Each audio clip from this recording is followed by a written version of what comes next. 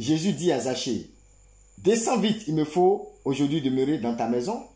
Vite, Zachée descend et l'accueillit tout joyeux. Voyant cela, verset 7, tous murmuraient, ils disaient, c'est chez un pécheur qu'il est allé loger. Donc, on nous rappelle que cet homme-là qu'on appelle Zachée, il vit une double exclusion. Vous voyez, on dit c'est chez un pécheur qu'il est allé loger. On sent que, et la foule murmure, on sent donc que, en réalité, les gens même ne souhaitaient, c'est comme si les gens même ne souhaitaient pas ou ne s'attendaient pas à ce que Jésus le reçoive, ou alors qu'ils le reçoivent Jésus. Donc, il était déjà exclu. Ça veut dire qu'au-delà même de la petite taille qui physiquement l'empêchait de voir Jésus, il était comme lui-même déjà hors de la communauté. Et ça, vous pouvez, de façon classique, dans les commentaires, retrouver les raisons. On sait bien que comme chef des collecteurs d'impôts, et comme homme riche, il ne faut pas oublier, on précise, c'était un chef des collecteurs d'impôts, ça c'est le verset 2, et il était riche. Donc, il vit cette double exclusion en réalité en vertu de ces deux choses. Son rôle, voyez, comment un travail peut exclure quelqu'un alors que c'est censé être une bénédiction. Comment le fait d'être un homme riche peut exclure quelqu'un alors que c'est censé être une bénédiction. Donc, comme chef des collecteurs d'impôts et comme homme riche, on le considérait comme un collaborateur du pouvoir occupant romain.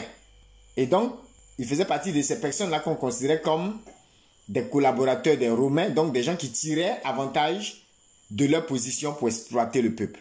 Et quand on parle de double exclusion, c'est ça d'abord en premier lieu. Le fait que, bon, on le voit comme, voilà, ce sont les gens, voilà, les collaborateurs des Romains là et tout ça. Et vous savez très bien le contexte dans lequel le peuple d'Israël était. Et en second lieu, comme on le dit, la double exclusion, c'est le fait que sa petite taille aussi l'empêchait de voir à travers la foule, et ce qui symbolisait son exclusion socio-religieuse. Parce que n'oubliez pas que, au-delà de l'aspect où on pouvait le considérer comme un pécheur, comme la foule le dit d'ailleurs, collaborateur du pouvoir romain, des gens qui exploitaient le peuple, qui volaient et tout ça, n'oubliez pas qu'au-delà de cela, il y avait le fait que ces personnes-là, déjà le fait de les qualifier de pécheurs, c'est un peu comme aussi un juif qui qualifierait quelqu'un qui est non-juif de païen, vous voyez un peu comme Corneille n'était pas dans la communauté juive.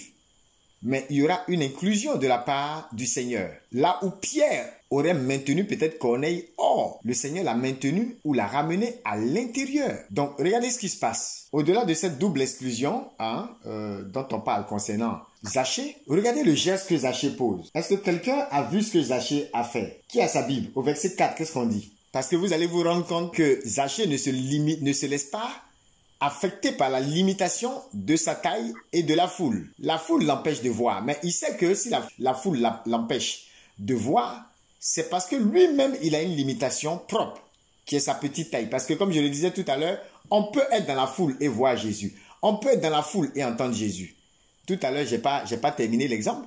Je parlais de quelqu'un qui allait prendre une maison et puis il a entendu, heureusement qu'il était exercé spirituellement à la voix de son maître, de son Seigneur, de son Père. Et il a entendu la voix d'un enfant, comme le cri d'un enfant. Et il a dit au monsieur, donne mon argent. Parce qu'il a compris en même temps le rituel par lequel cet homme avait bâti cette maison. Dans une chaîne chrétienne, il y avait quelqu'un comme ça aussi, qui lui a dû courir, fuir pour aller chercher une délivrance parce que il entendait comme la voix d'une fille vierge qui criait, comme ça, qui pleurait beaucoup et tout. Et c'est par l'esprit prophétique qu'ils ont su, en fouillant et en rapprochant la prophétie de l'histoire de leur famille, qu'ils ont su que leurs arrière-parents avaient sacrifié des vierges. Et c'est comme une des vierges, la petite vierge là, qui était dans la cour, qui pleurait. Mais il y a des moments où des gens sont perturbés. Mais ils n'arrivent même pas à déceler la racine de leur perturbation parce qu'il y a trop de bruit autour d'eux. Parce qu'il y a la foule autour d'eux. Parce qu'ils se disent, bon, on ne peut pas... Écoute, moi je dis même au WC, tu dois pouvoir entendre la voix de Dieu. Même au marché, même aux toilettes, partout. On a vu des gens qui sont tombés aux toilettes. Parce qu'ils ont été attaqués aux toilettes. L'ennemi n'a pas de lieu pour exercer sa pression. Pourquoi tu aurais, toi, un lieu particulier? Même si la montagne est importante, même si le lieu de retraite est important, même s'il y a des conditions qui sont propices à écouter Dieu ou à voir Dieu, la Bible dit, le cœur pur verra Dieu. Ça veut dire qu'il y a des gens qui sont aussi au milieu de la foule, mais en réalité, ce n'est pas la foule qui les empêche de voir Dieu, c'est leur cœur impur qui les empêche de voir Dieu. C'est pourquoi je connais plein de gens qui ont, à cause de la pureté de leur cœur, à cause de leur cœur débarrassé d'amertume, de haine, de colère, de désir de vengeance et autres, parce qu'ils ont le souci de l'amour du prochain. Vous verrez qu'il y a des choses que Dieu ne leur cache pas. Il y a des choses que Dieu même veut leur cacher. Et comme Abraham, le Seigneur même dit, cacherai-je à Abraham, Genèse 18, ce que je vais faire. Et quelle est la caractéristique de ce Abraham? L'une des caractéristiques, c'était quoi? L'hospitalité. L'hospitalité. Ceux qui ont accueilli leurs frères et ceux qui ont accueilli des étrangers ont fini par accueillir qui? Des anges. Et Hébreux 13, 2 le dit, en référence à qui? Principalement à Abraham. C'est ce qui s'est passé avec Abraham. Une autre fois, on va revenir sur l'histoire d'Abraham, sur l'hospitalité d'Abraham. C'est quelque chose, Genèse 18, comment il a accueilli Dieu en accueillant des étrangers. Et ça, c'est un parallèle. C'est une parenthèse en même temps que je ferme. Mais c'est important pour nous de comprendre que si la Bible dit que le cœur pur verra Dieu, ça veut dire que même dans un monde impur, dans un monde désolé, dans un monde désertique, dans un monde plein de méchanceté, de perversité, lorsque toi tu gardes le cœur pur et que personne même n'arrive à voir le Seigneur, tu arrives toi, ton cœur arrive à voir le Seigneur, ton cœur arrive à se connecter au Seigneur. Alors, qui peut me dire au verset 4 ce que Zachée fait? Parce que voilà quelqu'un qui ne se laisse pas affecter par la limitation de la foule et encore moins par la limitation de sa taille. Et ce qui est intéressant dans l'attitude de Zachée et qui peut aussi, en tout cas moi qui m'interpelle, que ça interpelle les grands biblistes ou non, moi ça m'interpelle de voir quelqu'un qui justement, on a l'impression qu'il se dit, écoute, c'est pas la foule en réalité qui m'empêche de voir Jésus, parce que d'autres personnes sont suffisamment grands et donc à cause de leur taille ou à cause de leur proximité avec Jésus, ils arrivent à le voir. Je ne suis ni proche ni grand. Qu'est-ce que je vais faire? Parce que la véritable limitation n'est pas la foule, mais la limitation véritable, c'est ma personne. Qu'est-ce que je vais faire de moi-même, ma personne, en tant que Zachée, pour pouvoir aller au-delà de la foule? Qui peut me dire au verset 4 justement, ce que Zachée entreprend? Il courut en avant, oui, et qu'est-ce qu'il fait? Il courut donc en avant et grimpa sur un sycomore pour voir Jésus qui allait passer par là. Extraordinaire, ça nous allait banal, ça nous allait très simple. Mais comme le rappelait un théologien que je connais bien, c'est un geste qui est quoi? Qui est extravagant. Et c'est aussi extravagant qu'audacieux. Et il dépasse son handicap physique. Il va au-delà de la limitation. Et ce qui est intéressant, c'est que, comme on le dit, dans l'interprétation qu'on pourrait faire, c'est qu'il s'inscrit, Zachée, comme ce type de personnes qu'on rencontre dans la parole de Dieu, dans la Bible, et qui, malgré leur marginalisation, ils viennent rompre les conventions sociales pour rencontrer Jésus. Regardez cette femme qui vient au pied de Jésus et qui va essuyer les pieds de Jésus avec ses cheveux après avoir versé les larmes et tout ça. Regardez aussi cette femme souffrant d'hémorragie en Luc 8, 40 à 48. Elle vient et par l'arrière, elle le touche. Un petit maga tapé façon. Et lui-même il dit, qui m'a touché? La force, le dunamis dont on parle est sorti de lui. Ce sont des gens qui viennent rompre les conventions sociales pour rencontrer Jésus. Et pareillement, dans l'épisode précédent, on parle d'un aveugle. L'aveugle de Jéricho. N'oubliez pas que cet épisode également se passe à Jéricho. Et voilà, il y a un autre aveugle qui, dans l'épisode précédent, a rompu aussi les conventions. Donc, voici des aveugles. Voici des personnes malades qui, peut-être même avec l'écoulement de sang et tout, sont peut-être même pas en position de toucher Jésus et autres. Et d'ailleurs, ne sont même pas dans le programme de Jésus qui est le passage. Voilà des aveugles. Voilà des personnes de péché et tout ça. Mais pour rencontrer Jésus, on voit dans la parole de Dieu des personnes qui ne se sont pas contentées d'écouter ceux qui ont dit tais-toi, ceux qui ont dit ne t'approche pas, ceux qui ont dit tu es trop impur, ceux qui ont dit tu es trop pécheur. Que nous aussi, on apprenne dans ce temps de carême à rompre les conventions. J'ai lu un texte de Chrysostome un jour qui disait Dieu se fout de nos conventions. Le Seigneur lui-même est un briseur de conventions. Il renverse. Regardez le thème de cette année, on parle du renversement divin. On voit quelqu'un qui est cadet et qui devient l'aîné de sa famille spirituellement. On voit quelqu'un qui s'appelle Jacob. Il n'est pas l'aîné, mais il a la primauté, il a la préscience. il devient l'aîné en brie, comme dirait peut-être l'Ivoirien. On voit quelqu'un qui s'appelle David. Il est quelque part dans la brousse là-bas. Samuel, un prophète qui est d'une exactitude extraordinaire. Quelqu'un dit sa parole là, ça tape pas poteau. Mais Samuel se trompe sur tous les choix qu'il fait. Et il y a un petit gars qui est le choix de Dieu qui est en brousse. Et c'est lui qui va finalement être le choix de Dieu et passer au palais. Et c'est lui qui va, regardez le renversement divin, abattre le géant, lui qui était petit. Celui qui était en brousse est celui qui va arriver au palais. Le plus petit et le négligé est celui qui va arriver au trône. Renversement divin. On a un Dieu qui se fout de nos conventions. On a un Dieu qui ne respecte pas nos conventions et qui ne se laisse pas enfermer dans nos conventions. Par contre, nous avons une foi qui peut déplacer Dieu. Et Dieu se laisse déplacer par la foi des enfants et de ceux-là qui, comme Zachée, ont une audace. Parce qu'un théologien prenait la peine de rappeler que, justement, courir, grimper à un arbre, ce n'est pas ce qui convient à l'image d'un riche homme d'affaires. Est-ce que vous pouvez le faire si vous avez 10 milliards dans votre compte?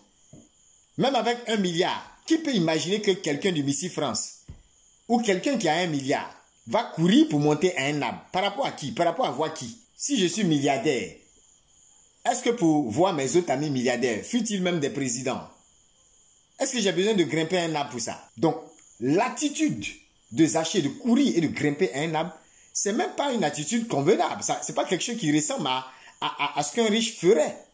Et pourtant, cette attitude qui correspond plus à l'attitude d'un enfant, moi je me rappelle qu'on avait une publicité dans le temps d'une de nos poudres à laver, et dans la publicité justement, il y avait une scène où un enfant allait grimper un arbre et tout ça, et puis bon, il y a un papa, le papa de l'enfant qui devait aussi, il y avait une scène où le papa aussi devait grimper à la suite de l'enfant, et puis il y a, les gens même faisaient des remarques pour dire, mais cette scène que l'agence est en train de prévoir là, est-ce que c'est logique? Quel papa va grimper à un arbre derrière son enfant? C'est quel jeu ça? Bon, je pense que cette scène n'est jamais passée, mais vous voyez, même nous on trouvait bizarre que le papa va grimper à un arbre, on dit mais c'est quoi ça? Alors, imaginez un riche qui le fait. C'est une audace. Une audace. L'audace liée au fait d'être riche et d'avoir l'attitude d'un enfant. Mais c'est cette audace qui va donner à Zachée une ouverture, un accès à Jésus. Et regardez ce qui est intéressant, qui peut lire le verset 5. Quand Jésus arrivait à cet endroit, qu'est-ce qui se passe? Jésus fait quoi? Parce que Zachée est monté sur son sycomore. Et Jésus fait quoi maintenant? Arrivé à cet endroit, Jésus leva les yeux et lui dit, Zachée, descends vite. Aujourd'hui, il faut que j'aille demeurer dans ta maison. Ah! Jésus arriva à cet endroit levant les yeux. Comment on peut lever les yeux pour regarder quelqu'un qui est de petite taille? Dans la convention, celui qui est de petite taille, on le regarde de haut. Si je fais 2 mètres, que toi tu fais 50 cm, je te regarde de haut. Et c'est tellement que Zachée, les gens qui le méprisaient, vous voyez qu'on le traitait au verset 7 de pécheur. Donc il y avait un certain mépris malgré sa richesse. C'est pourquoi les exégètes prennent la peine de rappeler qu'il était marginalisé en dépit de sa richesse. Et ce que je trouve être tragique quand même, vous voyez que dans cette vie-là, je parlais un jour d'un gars qui était un mendiant. Et puis un homme riche est venu lui donner l'argent. Ça s'est passé dans un pays, une histoire vraie. Et le mendiant a dit, toi seulement, je ne prends pas ton argent. Quelle disgrâce! Même un mendiant qui a faim refusait l'argent de cet homme. Ça veut dire qu'il y avait une étiquette collée à cet homme. Peut-être que les gens disaient, c'est un ritualiste, c'est un ceci, c'est un cela. Le mendiant dit, toi, je ne prends pas ton argent. Vous imaginez, on peut être riche et être exclu, être marginalisé. Mais regardez, un Zachée que certainement les gens, par mépris, regardaient habituellement de haut. Voilà que désormais, il a comme ami et comme hôte l'un des meilleurs amis qu'on puisse avoir, l'un des meilleurs hôtes qu'on puisse avoir, en la personne de Jésus. Et voilà que ce Jésus-là le regarde depuis en bas. Oh, c'est merveilleux. Jésus est en bas et lève les yeux pour regarder quelqu'un qu'on a l'habitude de regarder de haut. Révélation. C'est ce qui va arriver à quelqu'un. Je veux prophétiser que quelle que soit la façon dont les gens avaient l'habitude de te regarder, quel que soit le domaine de ta vie où les gens te prenaient ils te regardaient de haut, quel que soit le mépris qui était rattaché à ta personne. Quand on parle de mépris, certains pensent que le fait d'être aux États-Unis, au Canada, le fait d'avoir un poste élevé dans le gouvernement chinois, ça fait que tout le monde va les respecter. C'est pas vrai. Il y a des choses dans ta vie qui sont comme des stigmates, qui sont comme des plaies.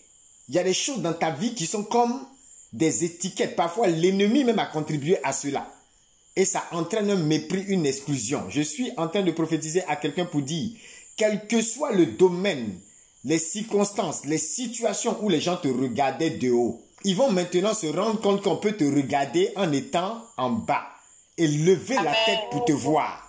C'est extraordinaire. Ce qui veut dire que la petitesse que tu as manifestée dans un domaine précis ou qui était comme une caractéristique de ta personne, dans un domaine précis, cette petitesse ne sera plus une de tes limites au sortir de ce temps de carême.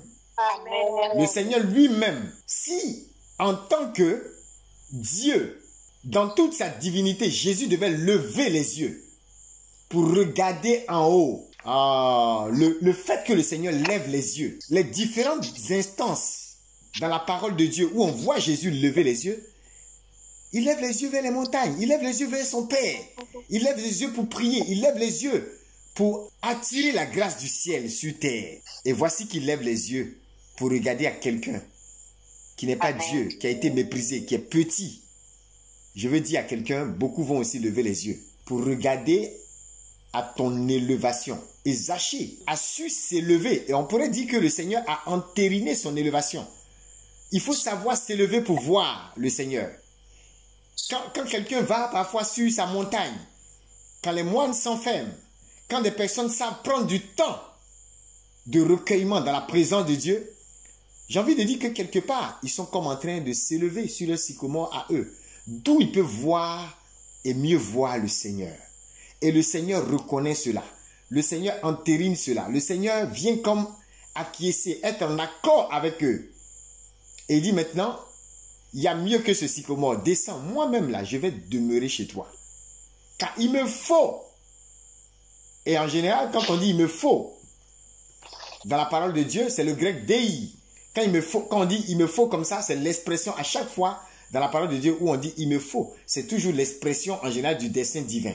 Le dessein divin qui conduit quoi? La mission de Jésus et qui donne à cette mission une direction. Un peu comme si le Christ est en train de dire à Zachée, ça fait partie du plan de Dieu.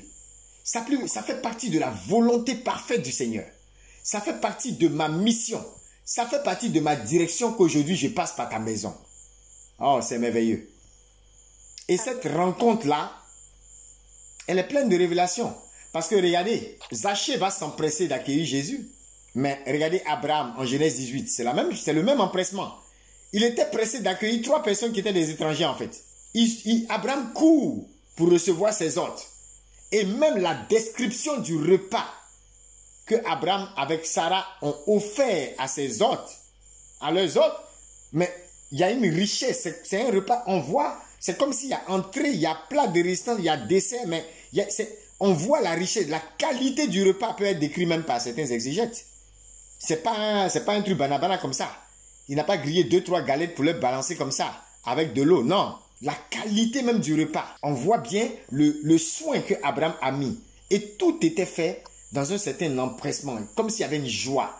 Et c'est la même chose qu'on sent ici chez Zachée. Et c'est pourquoi les exégètes ne sont pas étonnés, ne sont pas quelque part surpris de voir que Jésus qualifie Zachée, ce Zachée-là, de fils d'Abraham. Regardez le verset 9.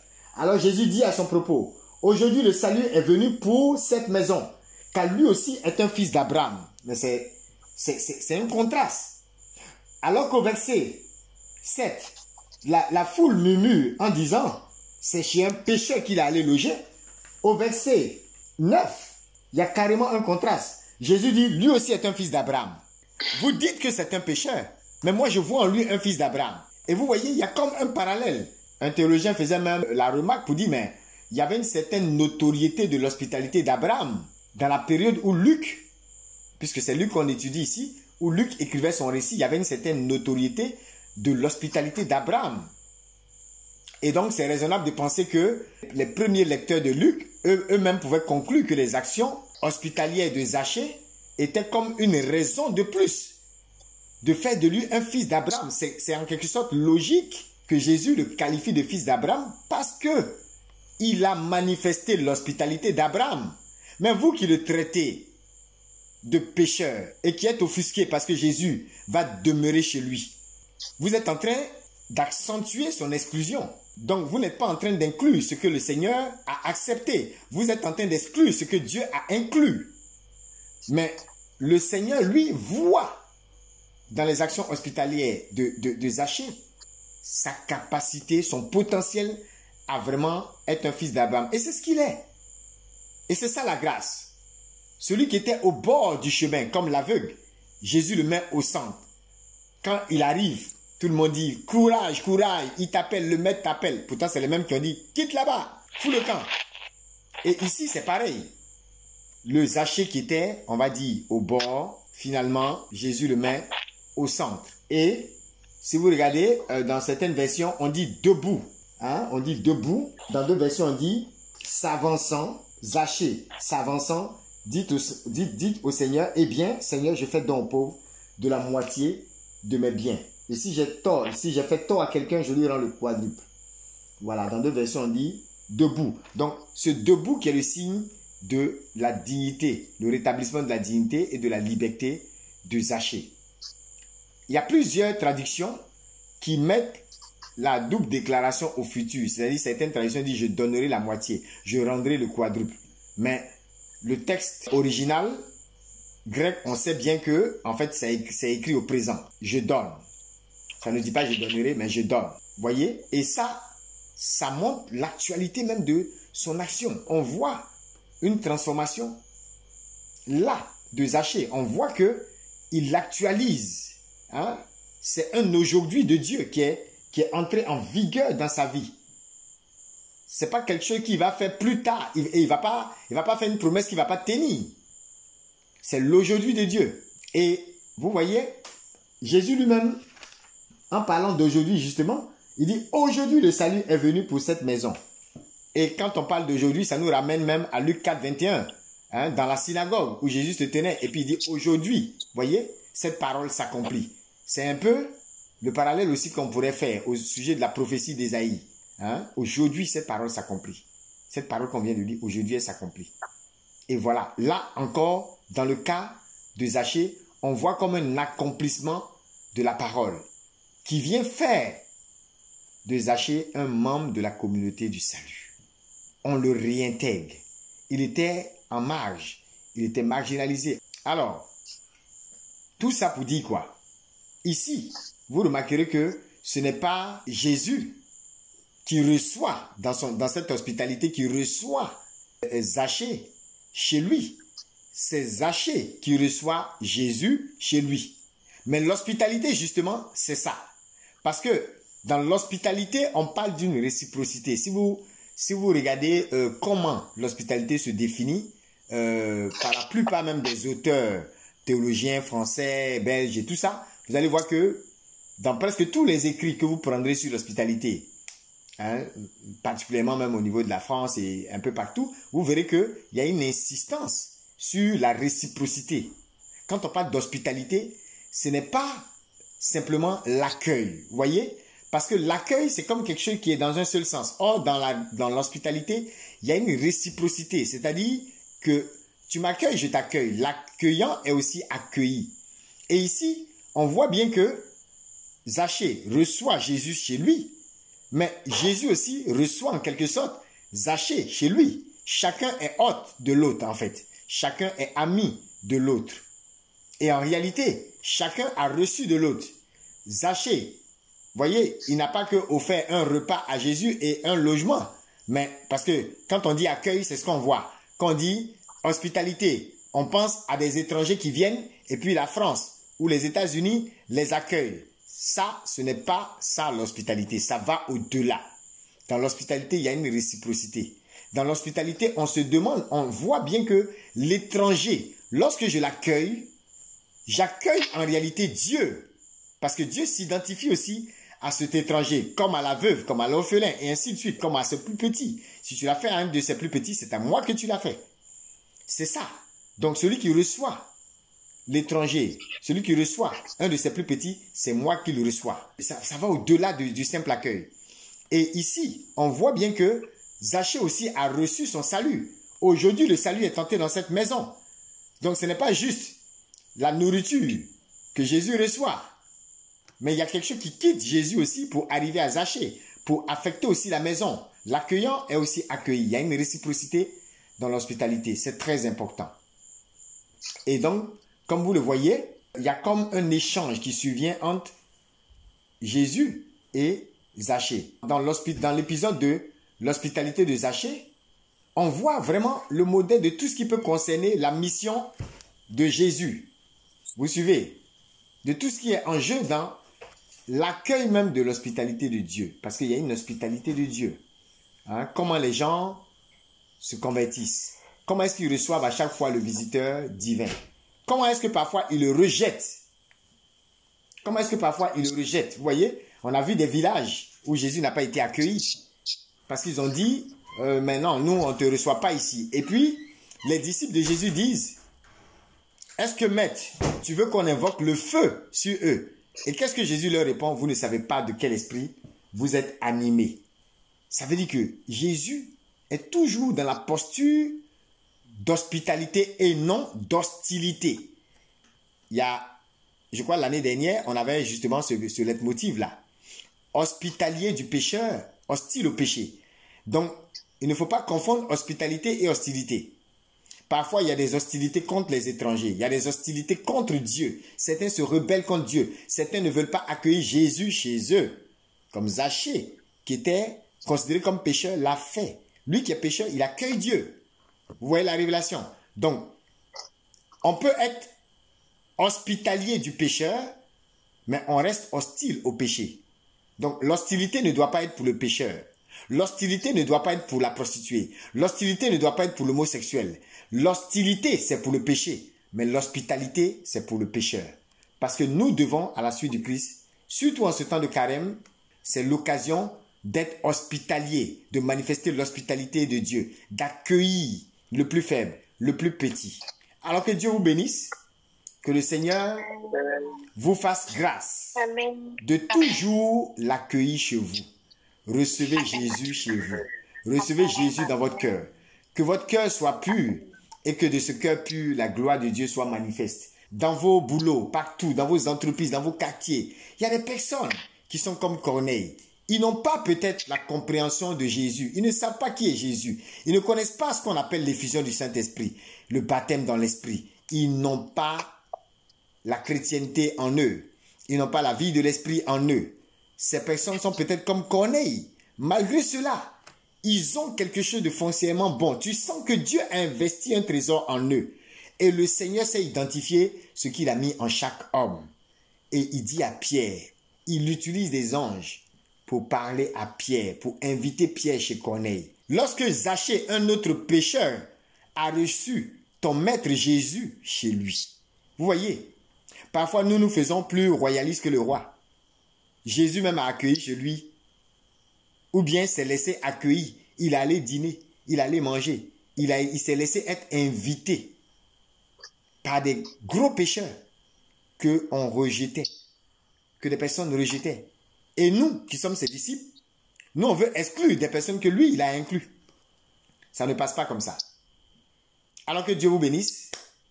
Amen. C'était le mot sur la miséricorde et l'hospitalité. Et vous voyez bien dans cet épisode que, quelque part, Zachée, parce qu'il a reçu l'hospitalité de Dieu, il va lui aussi être hospitalier des autres.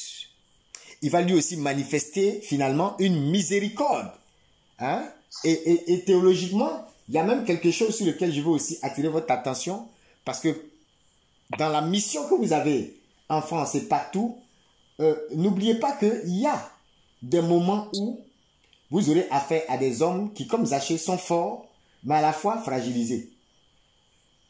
Et ces personnes-là, vous voyez, Jésus même quand il se rend et partage son repas chez Zachée, Mais il ne se soucie même pas de l'impureté rituelle d'un gars comme Zachée. Il me faut demeurer chez toi. Il sonne l'heure du salut de Zachée. Et regardez, il n'exige même pas la repentance préalable du pécheur pour pouvoir s'approcher de lui.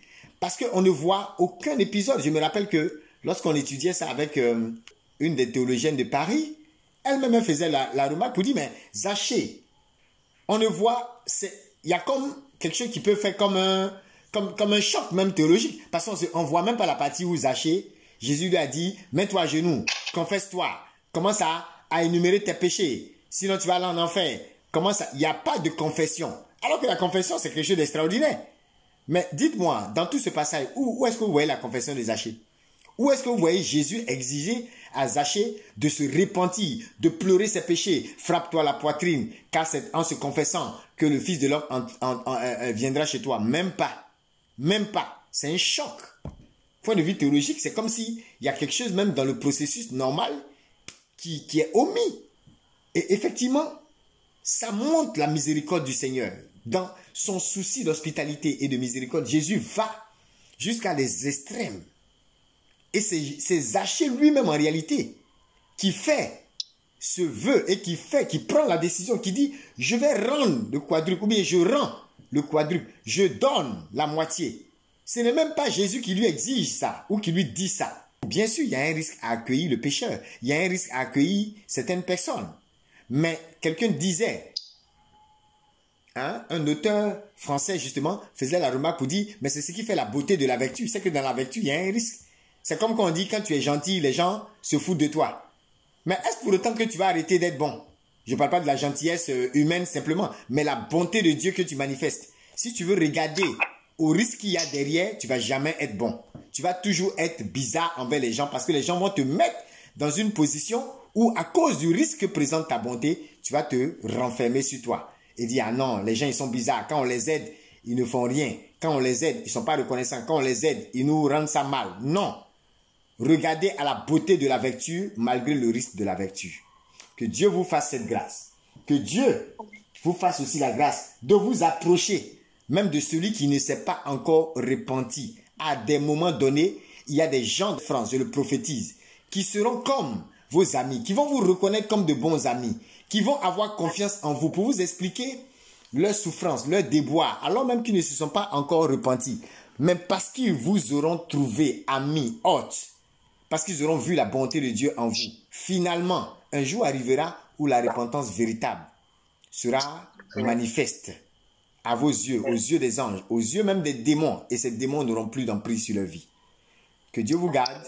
Que le Seigneur vous donne de passer un excellent temps de carême. Que Dieu manifeste sa grâce. Je déclare que le Seigneur fasse exploser ce cœur pur, ce cœur de miséricorde, ce cœur d'hospitalité, ce cœur qui sait accueillir Dieu. Que l'attitude qui consiste à rompre les conventions sociales parfois, pour se mettre à une hauteur où nous pouvons voir Dieu, que cela soit aussi notre partage. Que nous ne soyons pas moins audacieux que l'aveugle de Jéricho, que Bartimée, que nous ne soyons pas moins audacieux que cette femme au pied de Jésus, que nous ne soyons pas moins audacieux que la syrophénicienne qui a touché Jésus au point où une force est sortie de lui, que nous ne soyons pas moins audacieux que Zachée qui sait monter, prendre de la hauteur, s'élever pour mieux voir le Seigneur au point où le Seigneur l'emmène à demeurer chez lui. Que chacun de vous reçoive cette grâce et que cette grâce au travers de vous se répande partout dans la France et dans les nations, afin que le monde entier accueille le Seigneur et que le Seigneur accueille à bras ouverts, depuis le poteau de la croix, toutes ces personnes qui ne le connaissent pas, qui même le méprisent, mais qui par vous apprendront à accueillir le Seigneur et à se laisser accueillir par le Seigneur. Que Dieu vous bénisse.